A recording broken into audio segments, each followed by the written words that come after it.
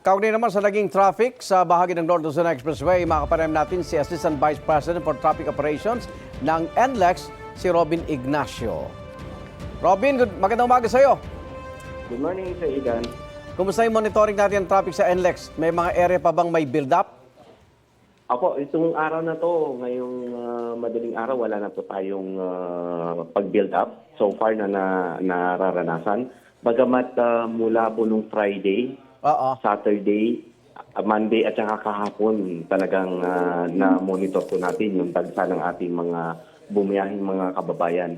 Hindi lang po sa Igan yung umuwi ng probinsya. Bagamat mas marami pa rin po yung umuwi ng probinsya, marami rin pong papasok ng Metro Manila. Kaya madalas po sabay po yung mataas na daloy ng traffic both directions. So nahirapan po kami mag-counterflow kung kinakailangan po.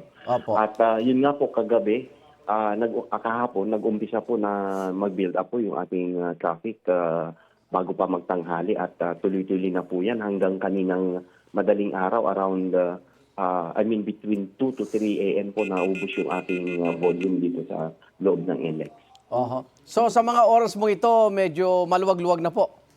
Maluwag-luwag na po, Sir Igan, at kung meron man pong hahabol pang bibiyahe, hindi na po siguro ganun karami. Yung bulto mamaya, yung volume, mga anong oras kaya ito inaasahan na, Robin? Ngayong araw, dahil nga po yung nabanggit ko, may 4 na araw na daan na talagang sobrang dami na yung ating bumiyahing mga kababayan. Kung meron man po siguro, ngayong umpisa ngayong mamaya-mayang bago magtanghali, baka meron pa rin po. Pero bandang hapon, sigurado po yan na magaan na po yung daloy ng traffic po natin. Ano po yung mga karaniwang nagiging problema ng ating mga motorista pag dumaan dyan sa NLEX? Unang-una yung napapansin natin na nagkukos ng mga kahit minor na accident lang, ang bilis nga pong mag-build up. Yun pong talagang hindi nagme-maintain ng safe braking distance.